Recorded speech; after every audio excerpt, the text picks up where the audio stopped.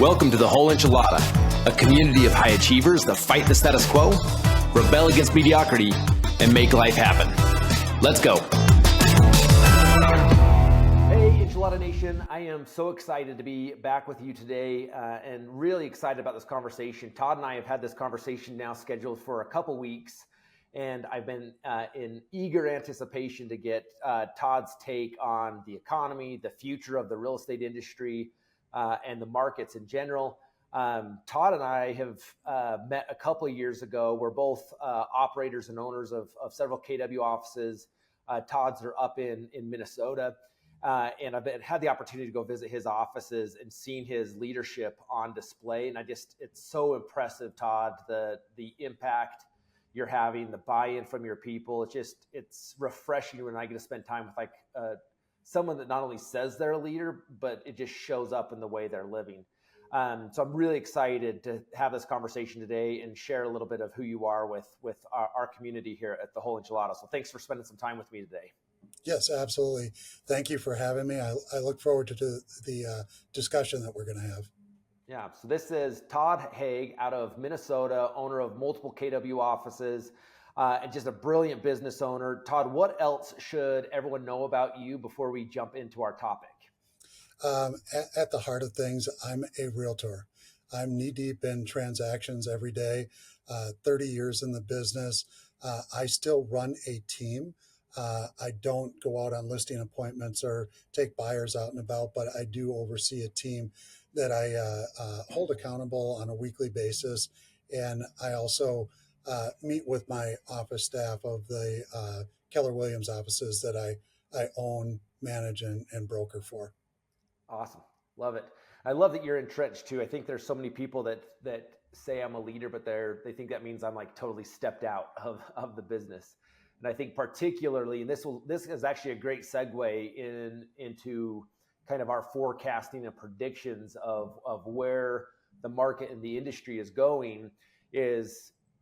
I think leaders had the ability to hide a little bit over the last 5-6 years, and just the wind was in the sails of the market. I don't want to oversimplify it, but it was a lot easier to be a leader and a business owner over the last several years than it is now and will be over the next couple of years. And so I think this is the time when leaders will be exposed as whether they know what they're doing and they're committed to building something special, or they'll piddle their way out and create more opportunity for people to want those. And I know you're one of those leaders that's pushing forward and going to have a huge impact.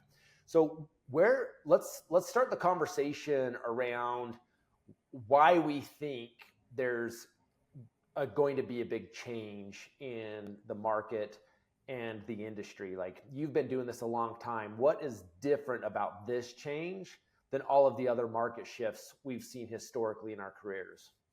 So as you know, and as most people working in the industry, whether it be, real estate, mortgage, title, we have been in a real estate recession for more than 2 years now.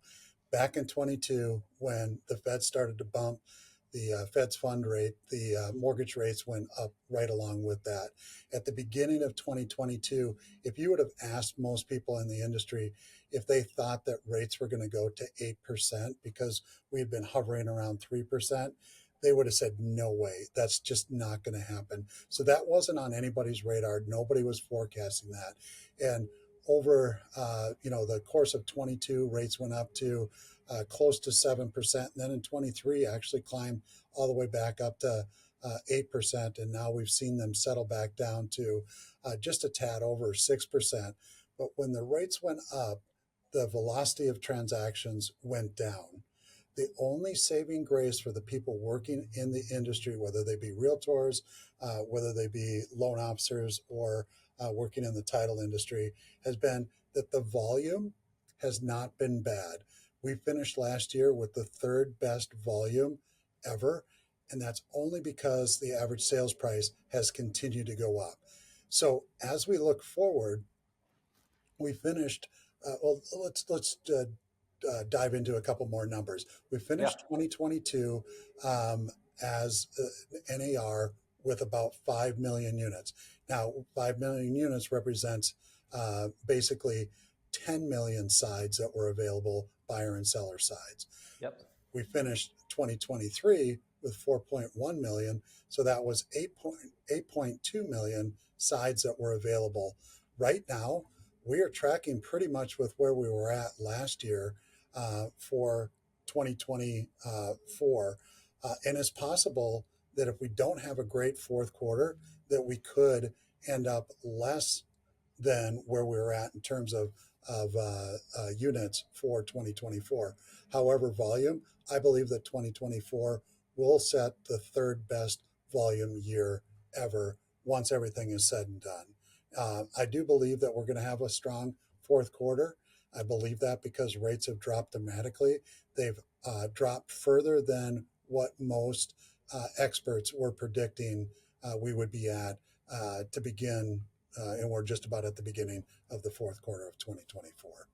Yeah, no, I'm in agreement with you. I was, if you would have asked me a couple months ago what I thought about fourth quarter, when the Feds were still hesitant to even talk about a potential drop this fall, I didn't know what was going to happen. But I agree with you. I think with the recent interest rate reductions, I think that's going to be enough to get some buyers ready to pull the trigger. I think it also gives, we'll see some sellers that have kind of been on the fence in most sellers' mind right now. It's a lot of them. There's a lot of people that would prefer a different house. And now the question is more, am I willing, not do I want to trade this house for a different house? Do I want to trade this payment for a different payment?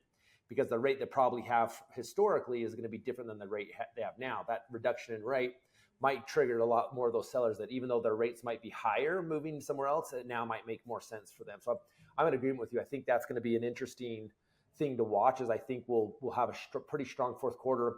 You know, the caveat there is it's a political year. There's going to be elections going on and some things that sometimes throw a mix in it. But I think economics trump politics in this scenario. Any thoughts on that? Yeah, I would agree with you. So it's not only economics or interest rate, but when we look at demographics and what's going on right now, let's take the household formation pool, and that's the age group from 26 to about 33 or 34 years old. And 33 or 34 years old is the first time home buyer age. And for the foreseeable future, the number of people hitting that 33 or 34-year-old age group will be at the highest level that it's been at, and it will stay there for years to come. Then we have that pool of 26 to 33 or 34-year-olds, which is the household formation pool. That's growing every year as well. The household formations are up, and a household formation would be that somebody's moving out of mom and dad's basement. They might move into a rental, might be a roommate situation, but that is a household formation. And then some of that group will buy as well. In August of this year, first-time home buyers accounted for 26% of the sales. That is one of the lowest levels that we've seen.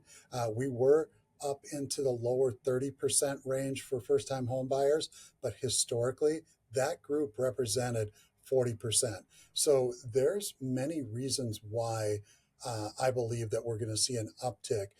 There's just that strong demand. And for every 1% that rate comes down, 5 million more buyers qualify. And that number is absolutely huge. Yeah, that's staggering. I didn't realize that. And I think it's interesting to note too that, 2000, even all going back to 2010. Now, obviously, I think some people try to make some correlation between the crash of 2009, 10, 11 to what's going on now. It's different, but there is some trailing things that from that recession that are being affected in the market today. So you talk about household formations, these people between the ages of 26 and 35.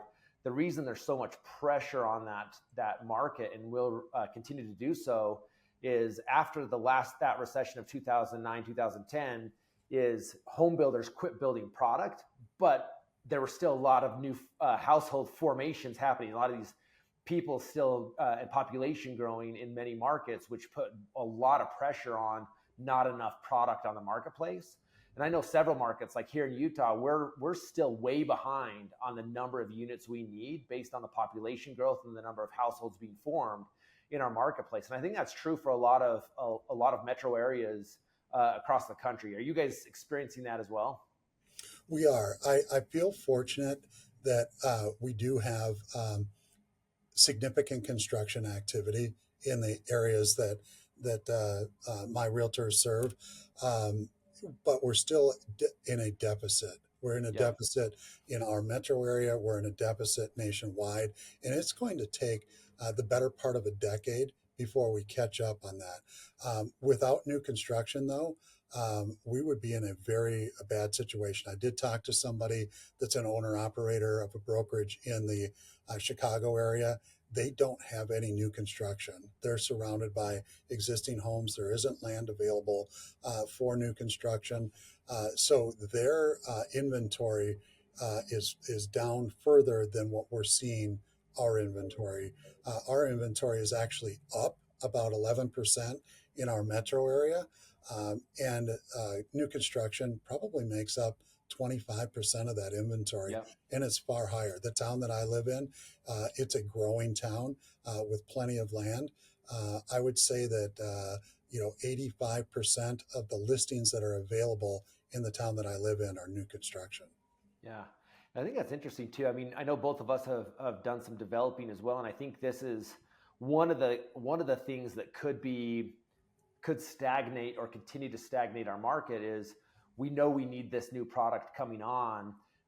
But from a developer standpoint, it's kind of, there's a little bit of a stalemate of working with the cities to get high enough density so you could fit more units per acre, where price of land is very high. And I don't see the price of land really coming down. The majority of a lot of the land that was purchased over the last decade were by people that have a lot of money.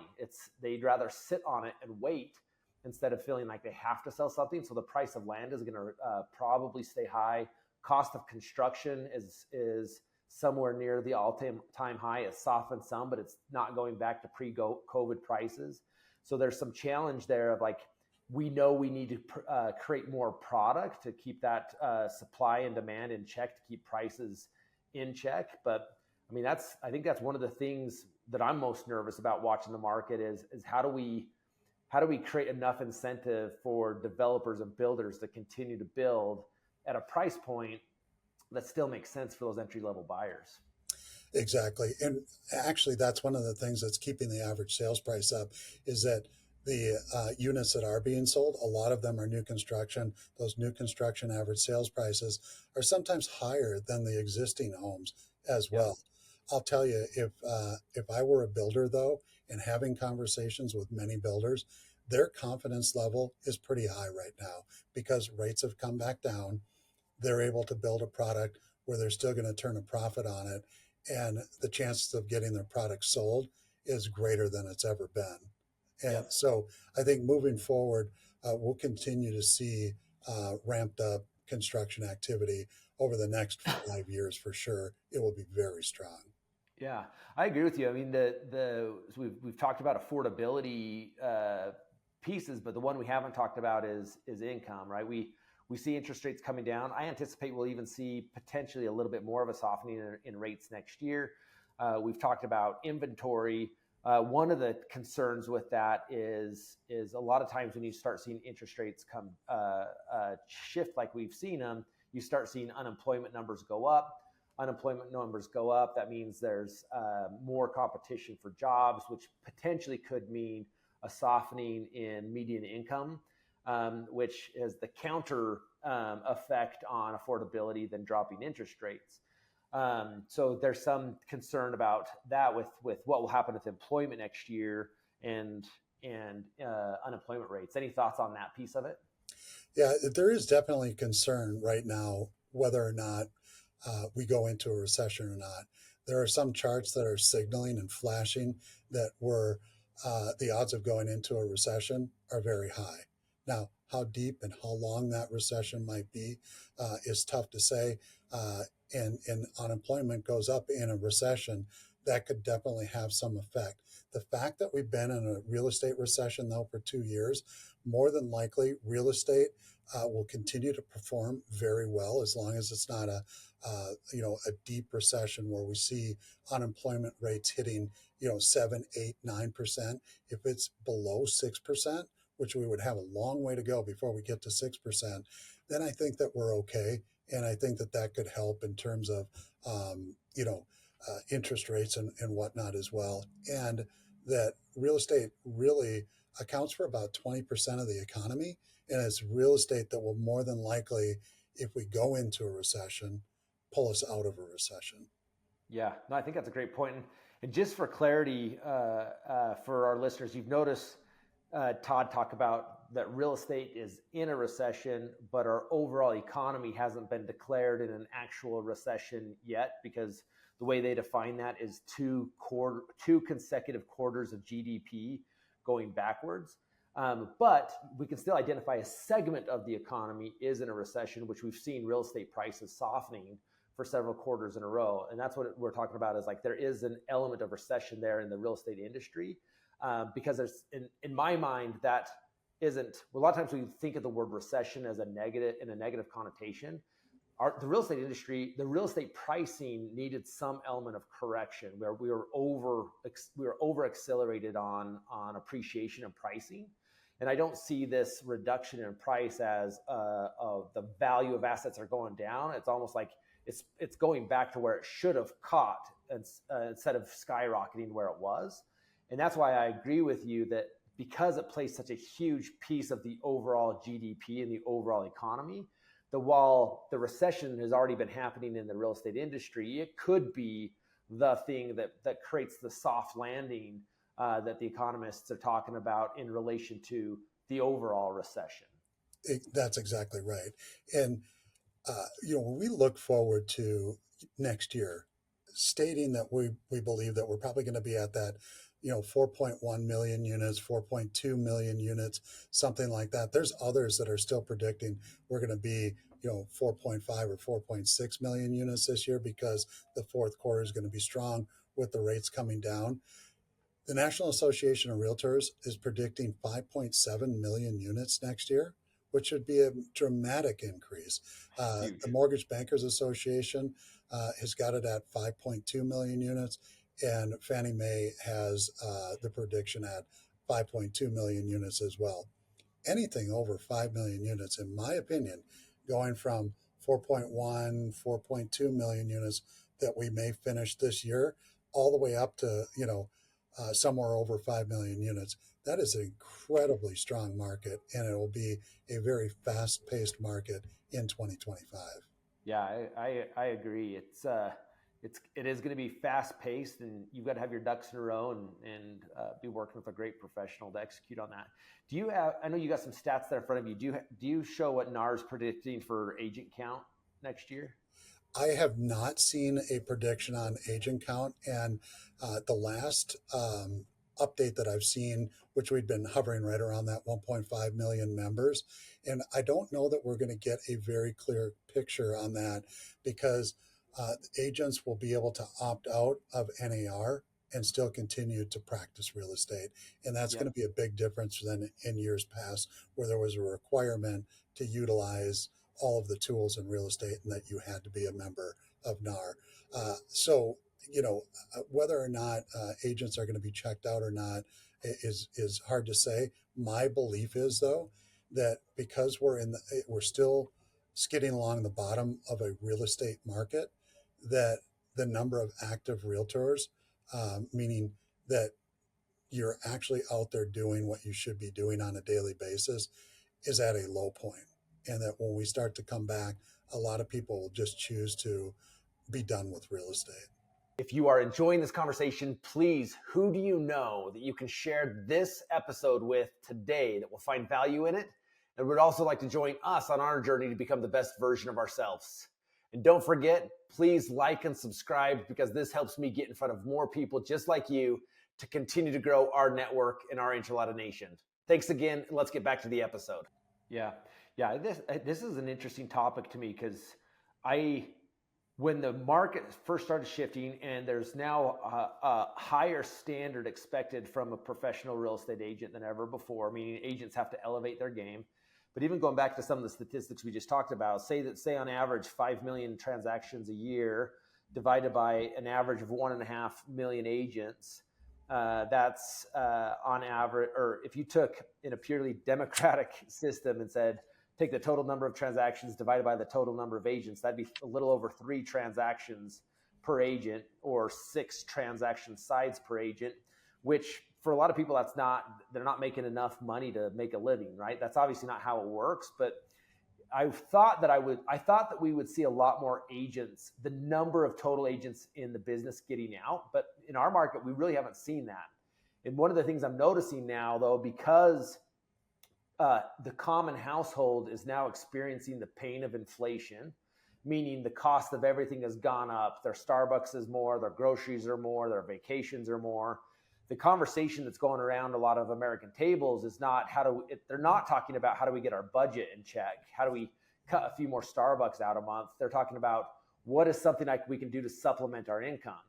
And in a lot of their minds, their idea is like, oh, if I can go get 1 or 2 real estate transactions a year. So we're seeing a lot of the people that were professional agents historically that don't want to go through the evolution now being replaced by these part-time agents, which in some ways makes me nervous because the level of professionalism of agents in the evolution of the market has to be elevated, meaning agents that make a career out of this, of like, this is my career and I'm going to be a professional, not the onesies, twosies of like, oh, maybe I'll do 1 or 2 transactions a year, which there's so much exposure to that.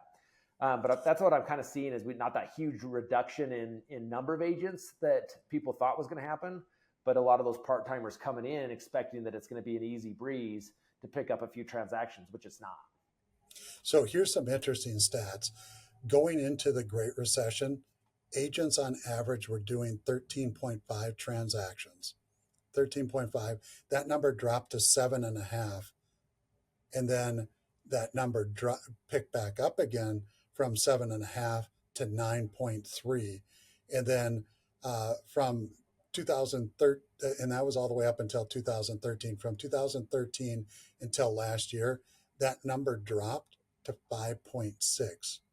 So I believe we're at that point in the cycle, once again, where that number is going to go back up. And what I'm planning on for my business is that we would see our agents get back to at least 10 units per agent. And, Yep. And that's definitely what happens, because when you get to the low point where you're survive, and then you start to take off again and you thrive, you'll see more transactions per agent. Also, the volume per agent was the 3rd best year last year. It was the 3rd best year for volume. It was the 3rd best year for agent transaction volume as well, which was about 2.25 million per agent. From 2015, 16, 17, that number was hovering right around 1.5 million per agent. Yeah. So it's very interesting that even though there's less transactions per agent, the volume per agent has actually gone up. Yep. And I think that idea of volume going up and in most scenarios, agents are getting paid a percentage of volume. A lot of agents haven't realized the pain points in their business because the market has allowed them to make decent money because prices have gone up. Where if you look specifically at units and numbers and activities, the lead measures, the indicators that their business was softening was actually there a long time ago, but they ignored it because the checks continued to come in. So you made a comment around surviving versus thriving. I think it would be interesting to get your take on 2 fronts, like as a leader, a brokerage owner who we have hundreds of agents that are looking, they have choices of brokerage partners and they're looking for a forward thinker coming in the market. Like, what actions are you focused on as a leader to make sure that you're an environment that promotes thriving and gives tools to thriving? And then maybe we talk about that for a minute and then shift the conversation to like, what are you telling your agents right now? Like, what activity should agents be focused on so that they are thriving and not playing in survival mode? Because frankly, I think a lot of agents are playing in the victim headspace of, I'm just trying to survive right now, where now is the time to be taking the activities to thrive, in my opinion. So we're at that time of year where we really need to be in planning mode, planning for next year. We're deep Yep. enough into the year that each of us in our businesses, whatever we're doing, whether we're running a solo agent business, whether we're running a team, whether we're running a brokerage business, or even something as big as a region, we're deep enough into the year where we can forecast how the year is going to turn out. So we go into planning mode. We can use the data from where we've been to figure out where we're going to. Are we going to move into a cycle where business is going to pick up again? And and we need to plan for that so that we're planning a realistic plan for next year versus an aspirational plan, right? Yep. And once we've got, and that's the best thing that we can do for all of our people in the broker, owner, manager role, is make sure that all of our people have a plan in place, because nobody should be in business without a plan. So then that plan is going to dictate how many transactions we need to do next year. Well, the second part of that plan is, what are we going to do for lead generation, right? Yep. Do we have enough leads? Do we have a big enough database to really supply the leads that we're going to need to accomplish the goals that we put forth in our business plan? And if not, then we need to really figure out that part of the plan. What do we need to do in terms of lead generation to get there?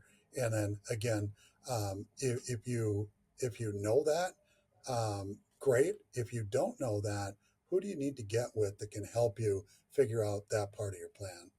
Yeah, no, I think you're nailing it, and it's interesting to me as I'm coaching agents, and we start talking about like how many transactions do you want to do next year, how much money do you want to make next year, how many of them are coming from a space of like, well, my biggest year I did X, so I know the market's down, so I guess X times 50% or X times 60%, and I always like stop and be like, hey, what?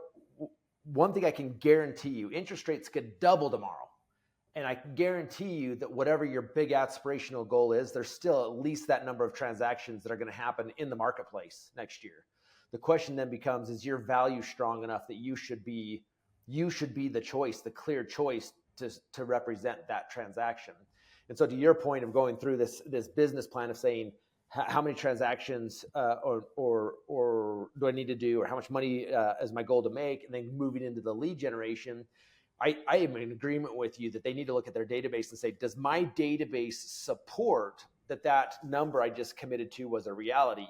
And if it doesn't, isn't conceding to say, I guess I got to be okay with less money. It's asking the question of, am I bringing enough value to the people in my database to service them and attract more of the right people into my database, so that I can clearly say I should be able to generate that number of transactions. And I think this is one of the biggest mistakes agents are making in the industry, is they're not slowing down to say, what really is my value? My value has got to go beyond filling in a couple blank spaces on a state approved contract. Like, we need to get really clear on that value and how we're delivering it and articulating it to the consumer. Any thoughts on that?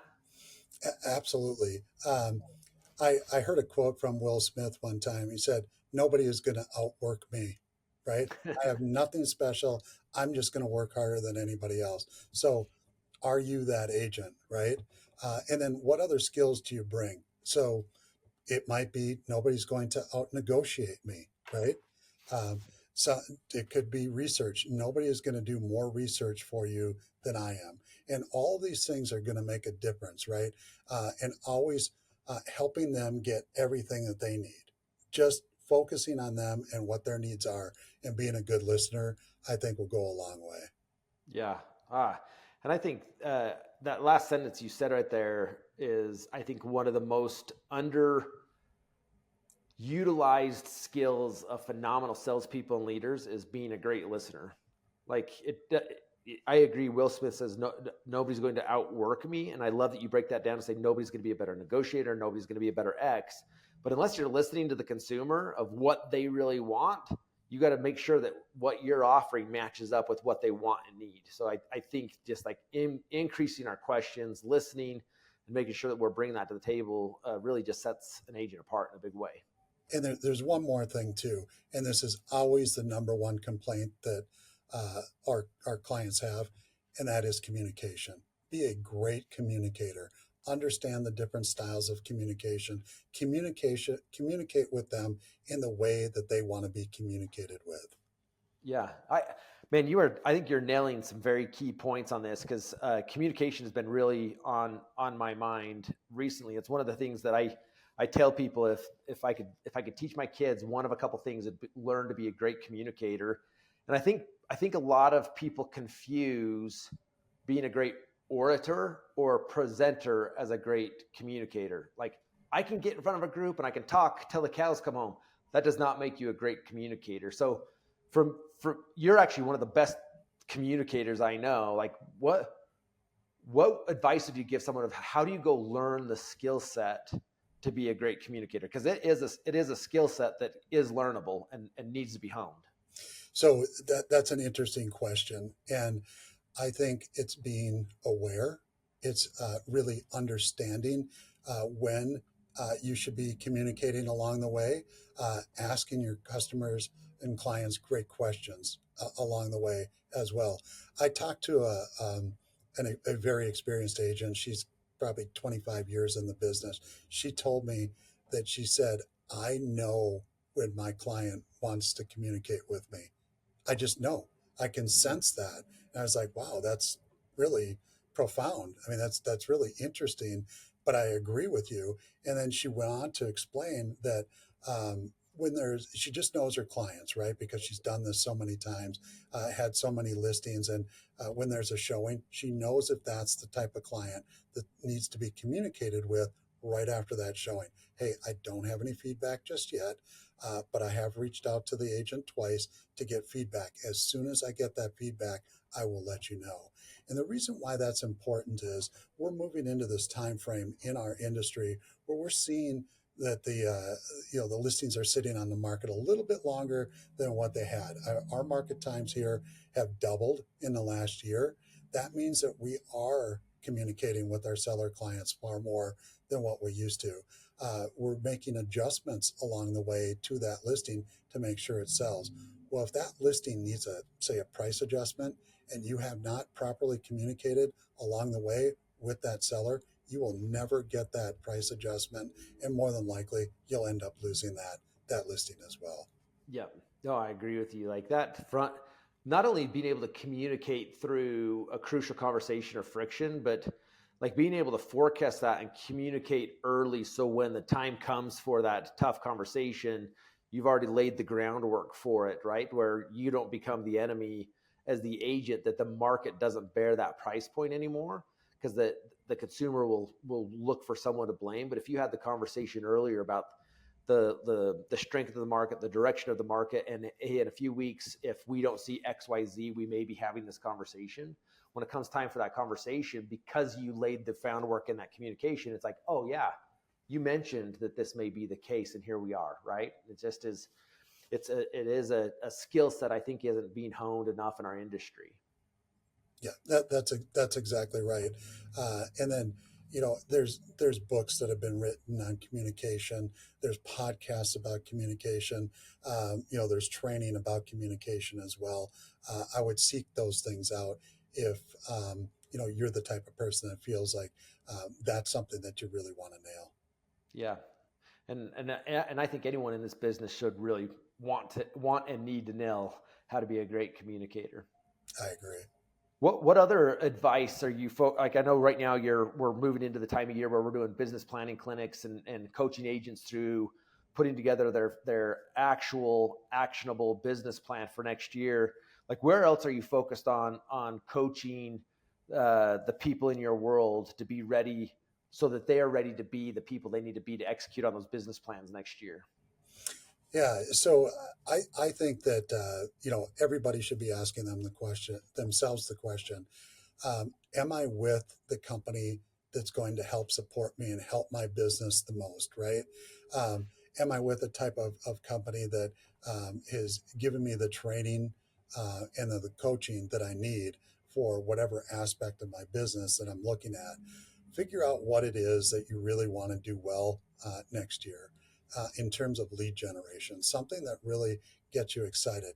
I was talking to a leader within Keller Williams on Monday, and he told a very inspiring story that somebody had come to him and said, "Look, um, you know, I'm just thinking about getting out of this business." And he said, "Let me ask you a couple of questions. What's your number one personal issue?" And she said, "My weight. I'm overweight and I want to lose weight." And he said, "Okay, uh, professionally, what is your number one issue?" She said, "I don't like to lead generate, you know, and that's a problem." He said, "Look, why don't you figure out what you like to do and then solve both problems at the same time?" So she did. She went back home. She put together a walking club in her neighborhood. She sent out emails through their message boards and things like that. They got a group that got emails out there, and they got next door, and she, on the community page, said, "Hey, I am going to start a walking club. Let's meet at the park at 6:30 on Monday morning." She now controls 80% of the listings in her neighborhood. So she's lost weight. She's built a community around herself, and she's now dominating her market area, which is her neighborhood in terms of listings, which is a fantastic story. So That's a great story. yeah, figure out what it is that you like to do, because I would look at her and I would say, you know what? She runs a walking club and has built a community in her neighborhood, and she sells real estate on the side, and she's having fun with it. I love that story. It's funny when I talk to agents about lead generation too, I make that comment of like, what are the things you do out? It's like, I know what we're going to talk about your work stuff and all of that, but like, what do you like to do outside of work? Well, I coach my kids' mountain bike team, or I'm on the PTA, or I'm this. And I'm like, well, the cool thing about what we do is those are your lead generation opportunities of just like building community and culture. And I love that. And you know what you made the comment around like making sure you're as an agent that you're in business with the right brokerage and the right leadership team. I think a lot of it is that people in the professional world are hungry for a community of people that want to win at a high level and are culturally aligned. Well, that's true outside of business as well. I think COVID has done a number on a lot of people that they are longing for more human personal connection. We just happen to be in a business where if we can create the culture and plug in, every single person in that community has a housing issue of some sort that needs to be solved at some point. And so I can't really think of any other industry that you can take your personal hobbies, your personal likes, and turn it into an opportunity to build a business as well. It's a really cool thing about our business. A lot of people miss it. Exactly. Yeah. Let's make this business fun again, right? Don't go, if you don't enjoy cold calling, don't do cold calling, right? If you don't enjoy door knocking, don't do door knocking.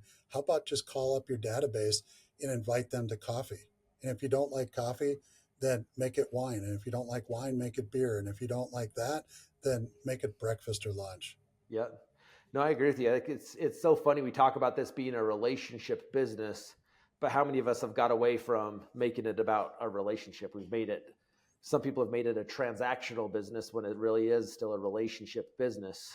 That, I mean, obviously you still got to show up at a high level for the actual transaction, but it starts with a relationship. That's exactly right. Yeah. It's like Gary Keller has always said, a toe to toe, belly to belly sport. The more Yeah. people you get in front of, the more real estate you're going to sell. Yeah.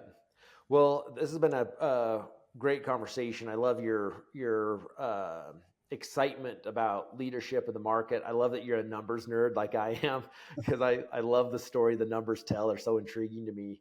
One last question before I want to share a couple of my takeaways and have you tell our community where they can connect with you is I've just, every time I've interacted with you, particularly when I get the opportunity to come out and see you in action with your people, I'm just in awe with your leadership. In fact, one thing that you should know is you and I have a mutual friend that he and I both happened to be in Dallas last week. And he and I sat down and we were talking about the industry and people we looked up to. And you came up in conversation and we just both were like, man, that he is such a phenomenal leader, but just a good human being. And I think one of the things about you is that you are always growing and becoming better for your people. So my question is where are you focused on your personal growth right now to ensure that you still earn the right to be the leader of your people in the market that's coming? Yeah, it's interesting that you should say that. And I was talking to somebody else that's in a similar position to you and I that owns a couple of Keller Williams brokerages. And he said to me, he goes, I think I'm the lid. And I was like, wow, that's, you know, very interesting that you feel that way. He's 60 some years old at that point now where he's transitioning out of the business and really feels that he should turn it over to the next leader, right? And so he's realized and he's self-aware enough to know that he should be doing that. So I stay in coaching. I continue to go to events and try and get into the right rooms so that I'm rubbing shoulders with the right people all the time. I'm having conversations with leaders with people like yourself that I'm constantly learning and constantly growing, and without that, we can't stay in front of it because we're in an industry that's constantly changing. That means that we have to be constantly learning and constantly growing so that we don't become the lid as well. So, coaching, podcasts, reading, again, events, getting into the right rooms and hanging out with the right people. Yeah, I think you nailed it there. You've got to be learning based, and then you've got to be in the right rooms where the conversations are happening. I just think you nailed it there. So thank you for that. This conversation's been awesome. Couple takeaways that I want to make sure our community's hearing as we wrap up here, and I'd love to hear a couple of your takeaways from this conversation. Is one is I hope you guys heard that Todd knows his stuff. Like you can't be the authority without knowing. So like the way you talked about the numbers and knew the numbers and why the story they told, for any entrepreneur out there, if you're just talking and you don't have the statistical data to support it, you are not the authority. And so one of the big takeaways I took is like, this is critical for anyone to win in the industry to come is for you to be the authority. You have to know what's going on at a high level. I love that Will Smith quote you said is nobody's going to outwork me. But what I love more than the quote you shared is how you followed up with it of just being like, well, what does that mean to outwork me? Like I can go in my backyard and start digging a hole as fast as I can with a shovel, but that would be idiotic if there was a Traco sitting there right next to me that I could dig a hole a lot faster. So like really breaking that down and say, okay, if I'm going to have the work ethic to outwork anybody else, but specifically, what does that mean? Like, do I need to be a better communicator, better negotiator, better lead gen, better with my database? Like, let's get granular of what you're going to do at a higher level than anybody else. And then I loved our conversation around communication because I think this is something that all of us need to up our skills on communication, when to communicate, how to communicate. I think those are some really phenomenal points you made. Any bullet points that stood out to you from our conversation today that you want to make sure we hone in on before we wrap up? Yeah. So again, we're at that point of the year where we need to be in business planning mode. We're deep enough into the year that we can do a look back on what we did this year, and we should reasonably be able to expect what we can forecast for next year. So get that business plan in place. Begin with the end in mind. How much do you want to earn? How much gross commission income do you want for next year? And then work that plan backwards. And you will feel a whole lot better about moving into next year because you already know what you're going to accomplish because you have a plan in place. And then along the way, make sure you are constantly checking in on it. And that plan is going to begin with how many appointments do I need to go on in a week or a month, and continually look at that so that you're hitting those goals and you'll hit that ultimate goal of your gross commission income. Love it. Yeah, it is. Too many people wait till January to start thinking about their business plan for next year. Like now is the time. Let's get rolling on it. Nailed it. Todd, if people want to follow you, learn more about you, what's the best way for them to connect with you? So if you want to connect directly with me, you can reach me by email at toddhaigh@kw.com, TODDHAIGH @kw.com. If you want to call me, 612-701-5347.